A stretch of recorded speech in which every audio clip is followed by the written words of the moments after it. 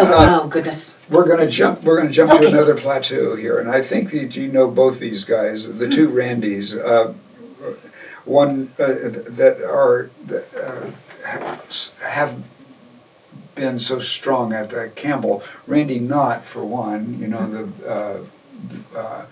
who was a writer, director, and who did I Am My Own Wife, and who passed away recently and was the man in the booth that everybody said hello to there.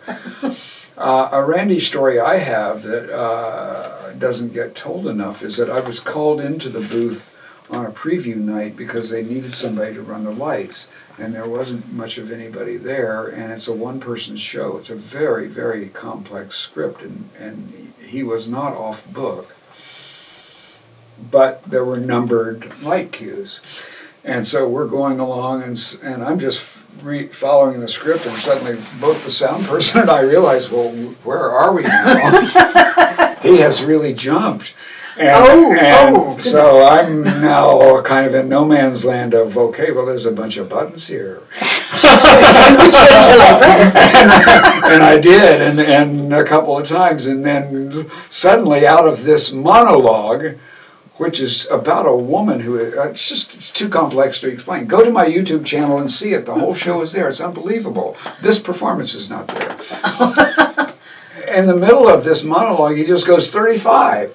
Oh, he just the told light cue that he was on then. So he might not have been off book, but his cues were all tuned into the lights. And I went, that's just, you can understand as a theater person what that means, can you not? Is that not phenomenal? Yes, that is. It's well, sometimes on stage you do what you have to do. No, sometimes I forget I'm stuttering until someone goes, say, didn't you used to stutter? I go, you're right, I did.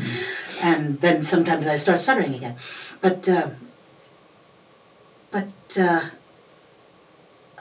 I lost my train of thought, stuttering. Let's see. What was I can tell you a stuttering story. Okay, please.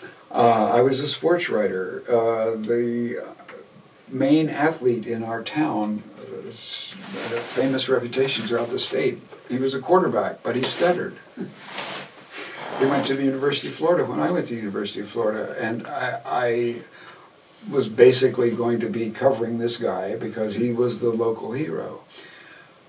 Pat Putnam, I got a man who I owe a lot of my writing chops to, pulled me aside. He was a great sports writer. He ended up at Sports Illustrated. He said, look, when you interview somebody who stutters, do not take notes. Never take notes. You just sit there and you hyper listen. And you absorb as much as you can. And as soon as you get out the door, around the corner, you furiously write everything down.